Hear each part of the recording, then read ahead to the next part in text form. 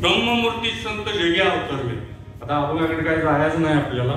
एक 2 मिनिटं हजरी महाराजांच्या मर्जीप्रमाणे 2 मिनिटं हजरी लावायची. कारण कालपासून तस्मै श्री गुरुवे नमः ब्रह्मानंदम परमसुखदम केवलम ज्ञानमूर्ती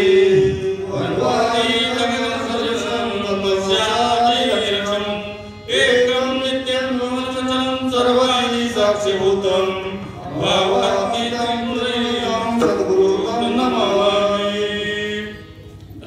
जयाचे केल्या मरण होई सकळ विद्येचे अधिकरण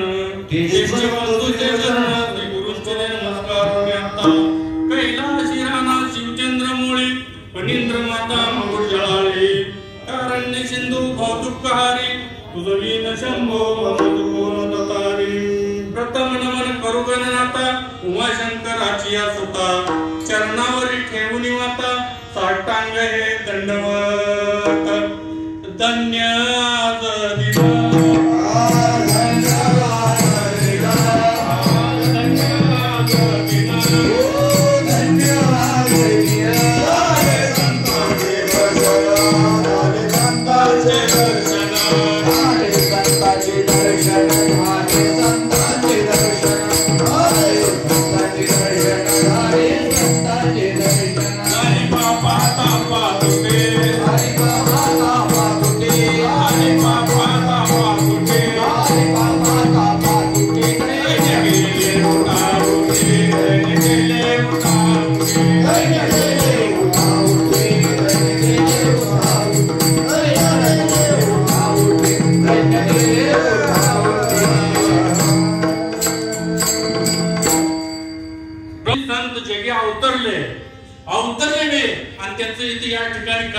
दर्शन बी होते.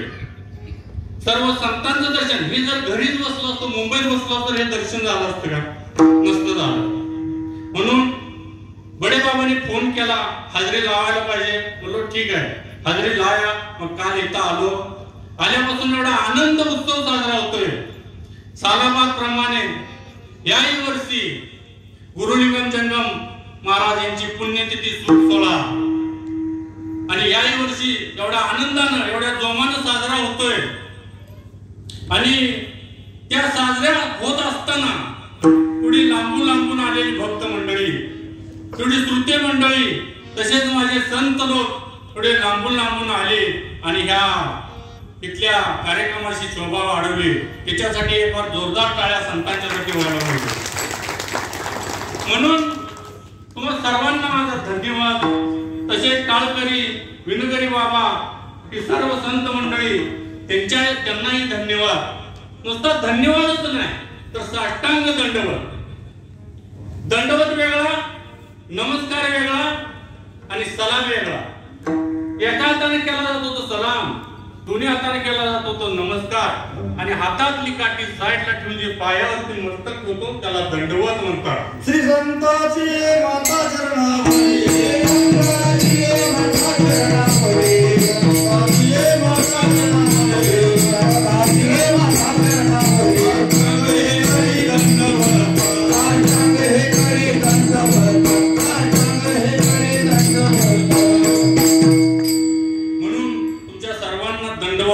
आणि तसेच आपले सर्वांचे लाडके आणि ज्यांच्या माध्यमातून हे सर्व कार्य चाललेलं आहे ते म्हणजे या मठाचे अधिपती आणि आपले सर्वांवरती प्रेम करणारे आणि आपणही त्यांच्यावरती प्रेम करतो असे असणारे श्री संत दत्तात्रय बडे महाराज यांनाही दंडवत.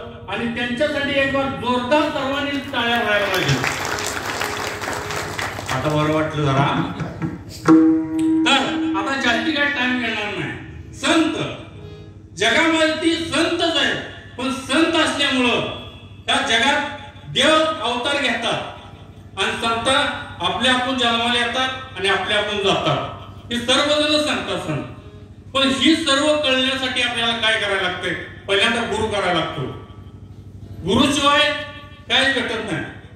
सद्गुरु वाचून सापडे नसतोय, धरावे ते पाय आधी आधी. पहिल्यांदा गुरु करावा लागतो. गुरु केल्यानंतर मग आपल्याला वाट भेटते. वाट भेटते मग आमच्या जर काय अरे मी संत झालो, अहंकार आला की त्याच्याकडे काही राहत नाही. एकच दृष्टांत सांगतो आणि सेवेला आराम देतो. नारदाला सुद्धा अहंकार झाला आणि देवाने ओळखलं. नारद सुद्धा संतच होते आणि देवाकडे नारद गेले आणि म्हणाले, देवा माझ्यासारखा या पृथ्वीवरती नाम घेणारा, एवढा अखंड नामस्मरण करणारा कोणीच नसेल. देव म्हणले हाय हाय. कुठं आहे? जा म्हणले जामगाव, त्या अमक्या गल्लीत अमक्या घरात आहे म्हणले. नारद आपलं लगेच तिथनं आलं, तर आलं, खाली का गेलं, स्टँडवर उतरला, विचार अमक्या घर अमक्या गल्लीत अमक्या कुठल्या ठिकाणी आहे. नारद तिथे गेला तर की आपला आंघोळी करून शेतकरी होता, आंघोळी करून आपला बसलेला होता आणि गेला जय हरी आणि म्हटला जय हरी झाली, आंघोळ झाली. पण ठीक आहे, मी ह्यासाठी आलो, मला एक मुद्द्याचा विचारा तुम्ही भगवंताचं नाम किती वेळा घेता? तर ते म्हणलं बस सकाळी आंघोळ करून तुळशीला पाणी घालताना एकदा, नंतर त्याचा मला काही समज नाही. नारद नावाचं तंतर करत देवापाशी, देवा ही वशरबाजी कधीपासून शिकला? एकदा नाव घेतय तर तो श्रेष्ठ आणि ज्याचा अखंड आहे बंदच नाही. मला कमी म्हणा, तुला पण देव बोलले, तुला पण तुझ्याला पण मोठी म्हणा, तुला पण देव. तू एक काम ऐकायला पाहिजे. काय? एक काय 10 काम सांगा ऐकतो, तो एक काम कर म्हणला. ते जामगाव आहे ना, जामगावला बोलले एक प्रदक्षिणा घालायची आणि एक प्रदक्षिणा घालून आल्यानंतर तुला म्हणला तू श्रेष्ठ. ठीक आहे, पण असे नाही घालायची. मग तुला एक तेलाचा प्याला देतो बोलले, वाटी देतो, वाटी तेल भरून वाटी देतो आणि या वाटीचा एक थेंब सुद्धा सांडला नाही पाहिजे खाली. बोलले ठीक आहे, ही काय अवघड आहे. देवाने आपली वाटी दिली, सकाळ दिवस उगवता निघाले मठातून जामगावला चक्कर मारायला आणि जवळपासून वाटी हातात घेतली, लक्ष कुणीकडं? वाटीकडे आहे. नामस्मरण विसरून गेला नारद. जामगावला सकाळी दिवस उगवल्याला निघालेला, 6 वाजता निघालेला, संध्याकाळी 7 ला आला. हा देवा झाली चक्कर झाली, ठीक आहे. मग आता कोण श्रेष्ठ? बस ठीक आहे, तू श्रेष्ठ, तुला श्रेष्ठ म्हणतो. तू सकाळी इथून निघाल्यापासून तू दिवसात किती वेळा नाम घेतलं ते नाही विसरून गेलो देवा. मग तू एकदा तुला नुसती एवढी वाटी दिली म्हणला तुझ्या हातात, तर तू माझं नाव विसरून गेला. पण म्हणला त्याच्या एवढा मोठा परपंचाचा बोजा दिलाय म्हणला, तर ती एकदा तरी नाव घेते. तू दिवसात एकदा तुझी नाव घेतलंय, पण तोच एक श्रेष्ठ होत जाते. मला सांगायचं मुद्दा एवढंच आहे, कुणी किती झालं तर अहंकार नाही पाहिजे. अहंकार आला की सगळं आल्याला आपण जातं. म्हणून झालेली सेवा सद्गुरु चरणी अर्पण करतो, सर्व संतांच्या चरणी अर्पण करतो आणि सेवेला पूर्ण वरान देतो. तरी काय माझ्याकडून चुकीचा शब्द गेला असला तर आपलाच मुलगा म्हणून त्यांना माफ करा.